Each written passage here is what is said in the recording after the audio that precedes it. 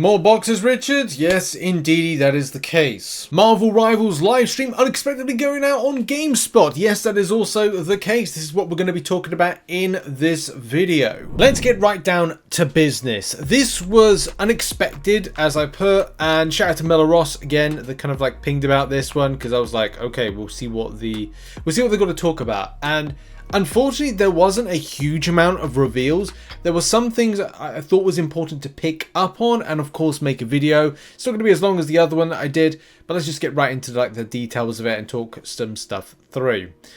So one thing that I keep on forgetting this, is that this game has this Doctor Doom versus Doctor Doom 2099.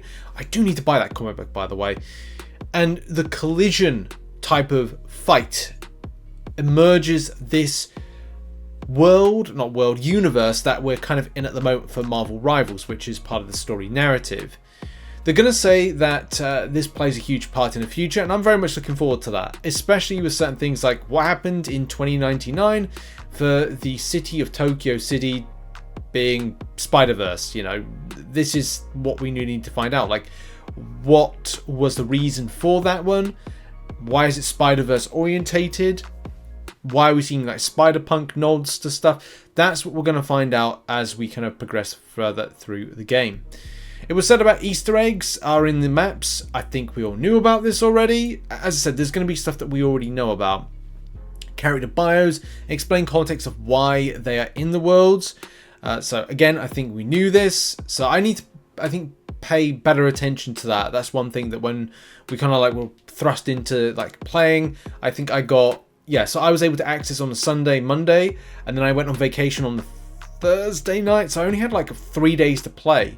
So there were things that I wanted to learn. It very, very like quick turnaround for that. So I'm hoping I get more of an opportunity with the closed beta to kind of do more of these kind of things and explanations and whatnot. The game is an Eastern, and Danny said this, an Eastern art style, anime style meets West.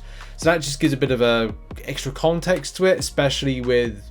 And look, comparisons were thrown there. Like the interviewers for GameSpot mentioned the O word. They mentioned Overwatch. They didn't kind of wince at that one. It was a case they not answered the question about Overwatch comparisons, but it was something that was mentioned.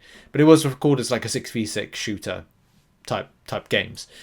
Netease were initially allowed to go crazy with game design, and then Marvel Games, of course, had to like step in and go like, hey, you might want to think about toning it down. And that is something that's very important, that relationship. As I follow many Marvel games, they do have this issue that the developers aren't able to get quick turnaround of things. So it can be a lot of them in limbo, and it stagnates development in titles. Marvel games are increasing pace to iterate and implement. And as I said, as game developers that have Marvel licenses, they do have a lot of not creative issues, but tie-ins. I think this is why you see a lot of this kind of going away from MCU. A lot of the Marvel games I play had or used to do a lot of MCU tie-ins, especially with skins and costumes and just looks of the characters.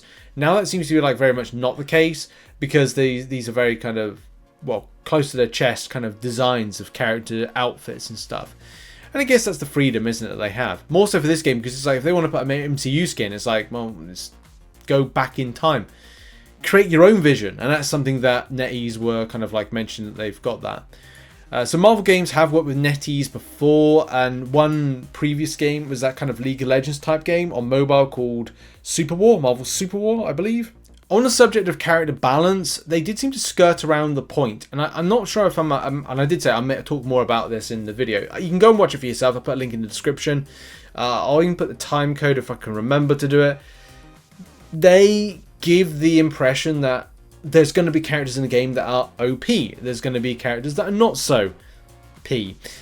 And that's the balance side of things. I just feel like a lot of the time they are skirting around that point. And if there's ones that like the ultimate seems to be too powerful, the general abilities of the characters seem too powerful, the team up seems too powerful. Like it just feels like they were coming across like, oh, just use this because this is the meta. Granted, it's all about playstyle, how you play the character, how you team up as well. But the way that it was kind of like, oh, just go back in with something that's better. I just didn't get the right answer from this particular subject. And I think it's sometimes in the future, I don't think we're ever going to get the answer as to like, okay, well, we're going to balance this character. This one is too OP, but it will be kept. That's what I want to find out. Just checks and balances really with the game. Community was talked about and it was mentioned and complimented, and it's a brilliant community. The Marvel Rivals community, you know, the community we're building on this channel. By the way, subscribe please as I give you all this info as quickly as possible. It's a great community. It is fantastic. It's definitely been like a breath of fresh air. I cannot wait for this game to be released, and regular content. You know, we're covering stuff on a daily, man. So subscribe, post notifications on all, so you'll get posts like this. You know, this is I've written this up. Like, get the write-up first, then see the video, or just see the video. It's up to you. And they said that like marketing, like they haven't even started doing the marketing campaign yet. Like in any kind of game campaign life cycle, I don't think they were ready for the level of like just backing this game has got from players. Players have come out to just back this game. Right time, right place for this game. They just got to release it, and I'm sure they'll have a lot of people like you're just loving it.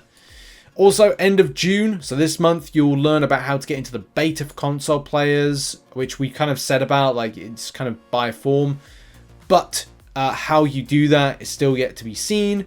Wishlist the game in order to, I don't know if you're notified about it, if you've wishlisted it, how to access, but also wishlist for beta on Steam and you'll get notified for to access as a PC player. I've got the playtest for the closed alpha, so I don't know if that automatically changes over to the closed beta. I need to find out about that one, but there's a lot of things to still find out.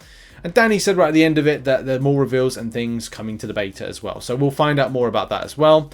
One final thing is the Discord Q&A. That might go live in the next hour or so. I'm not staying up for it. I'm going to go to bed because I'm up early for work tomorrow morning. But I will cover. I'll look tomorrow morning before I start work what's been talked about. If I can write something up, I will. If not, I'll post something during my lunch break or when I finish for the day. But anyway, that's been a little catch up on the GamesSpot live show. That was an unexpected one. Not a huge amount of info, but I thought I'd share this with you. In any case, thanks for watching, and yeah, subscribe to the channel. Please subscribe. We're hitting close to 1,000 subscribers. Just need 100 more. You know, come on, back the channel, covering stuff, bringing you news and information and guides on the daily.